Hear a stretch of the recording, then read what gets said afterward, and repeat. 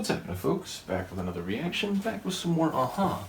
And we're returning for the 12-inch mix from 1985 of Take On Me, which I believe comes from the 30th anniversary edition of Hunting High and Low. Thank you to Sophia for providing this.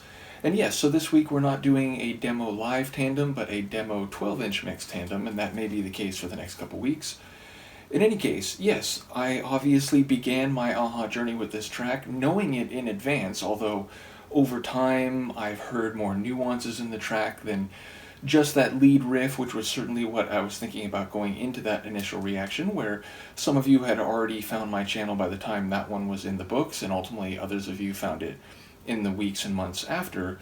But yes, it's an iconic tune, it's a classic track. I'm curious to hear just how much is added, whether there's a longer intro, a longer outro, maybe a different interlude along the way. I do believe it's going to be longer. 12-inch mixes, extended mixes are almost by definition longer in duration. But yes, I don't expect it to be drastically different from the album version of the track. But again, this is one of the 80s all-time iconic songs. People associate it with the decade, with the music of the decade, and ultimately with synthpop in its most celebrated period. So ultimately I'm looking forward to hearing this. Let's get to it. This is the 12-inch mix from 1985 of Take On Me, which again is included on the 30th anniversary edition of Hunting High and Low.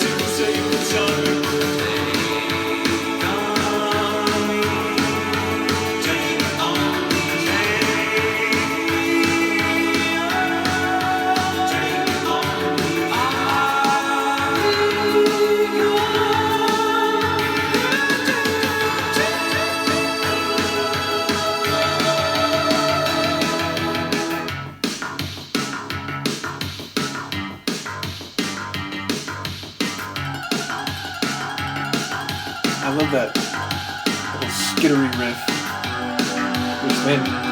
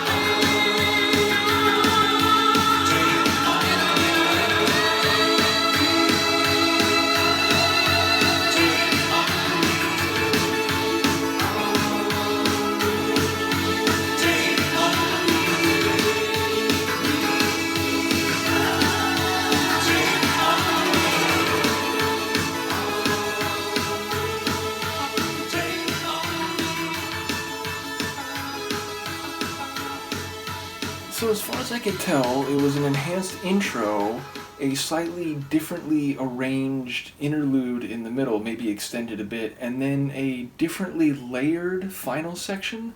I think all of the parts were essentially the same, but it feels like the opening, the middle interlude, and the outro were reconfigured a little bit, and definitely a bit longer in duration.